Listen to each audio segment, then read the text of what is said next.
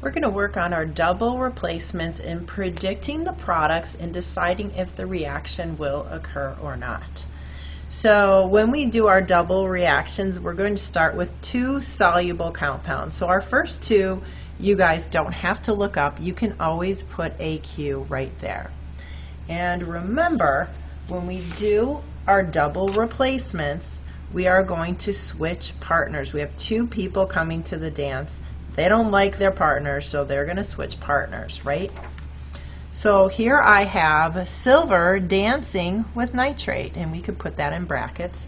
And I have sodium dancing with chlorine. Now remember, I call the positive the girl and the negative the boy, and we always start with our positives first. So the two girls are going to switch partners. You could switch the two boys as well. It doesn't matter. But what you do have to do is you always have to write your compounds with a positive first and a negative last. So sodium's dancing with nitrate, silver's dancing with nitrate, and sodium's dancing with chlorine. So silver wants to dance with chlorine, and sodium wants to dance with nitrate, right? So we switch our partners, and we have sodium dancing with nitrate and silver dancing with chlorine. And now you have to figure out if it's soluble or not. Okay, remember, insoluble is S, and it's going to form a precipitate. Okay,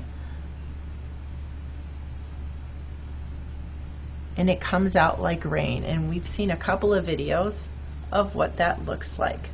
So how do I figure out if this reaction is going to occur or not? If I form a solid precipitate, I have a reaction. Okay, so here is my sodium nitrate. Nitrate ends here. Okay, that's the end. And sodium, and this is in my soluble compound.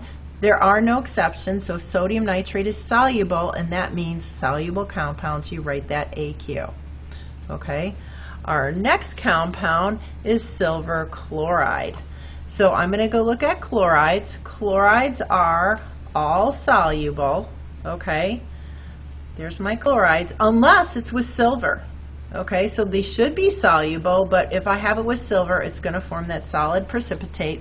And I'm going to write an S there, and that means I have a reaction.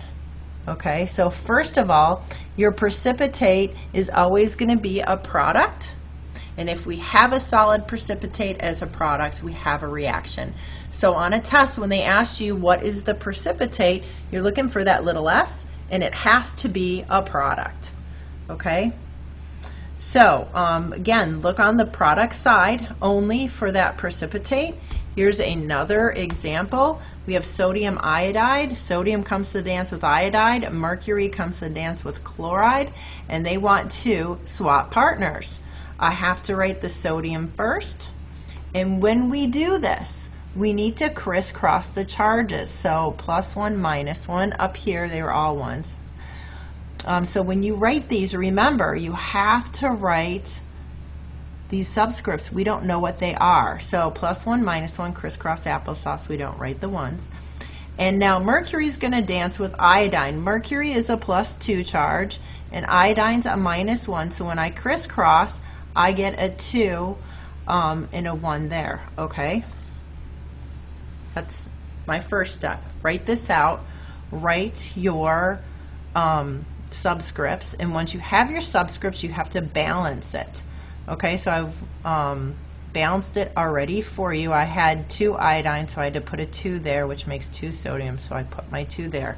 So you need to do your products, you need to write the correct subscripts on your products, and then you need to balance the equation. The last step is to determine, are these two products soluble or insoluble? Okay, if we have a solid precipitate forming, we have a reaction. Sodium chloride, chlorides are soluble. Sodium's not an exception, so it is soluble, and I put an AQ there. Okay, mercury iodide, iodides are soluble unless they're with mercury. Okay, and so that is a solid precipitate. And this means that I have a reaction. What is the precipitate? I look on my product side, I look for that S for insoluble, and mercury iodide is my precipitate. Okay, so what does a no reaction look like?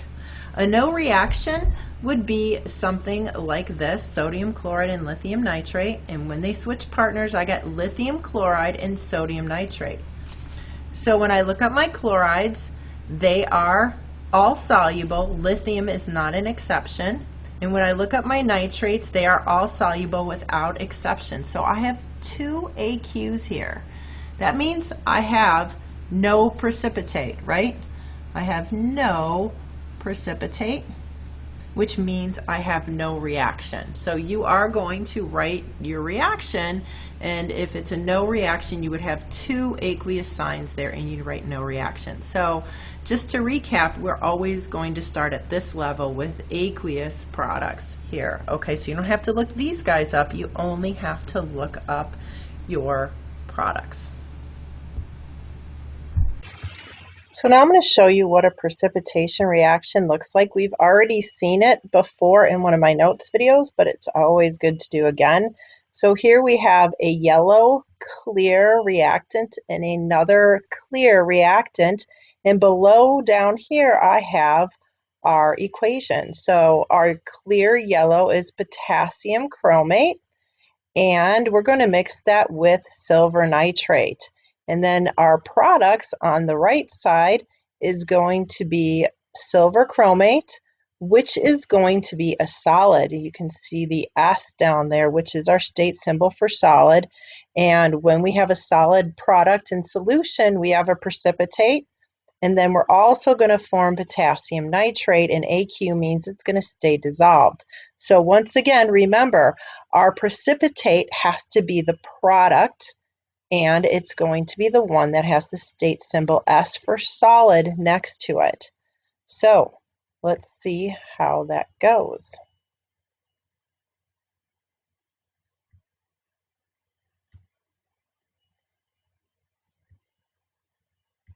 To colorless silver nitrate produces a red-orange precipitate. There's our yellow precipitate. solution being poured in. Okay, and we have our red precipitate. And I can actually make that go in slow-mo. So there's our two, and then you can see our dropper. We have our clear yellow, and when it hits, a reaction forms, and it forms a completely different compound that is a red solid.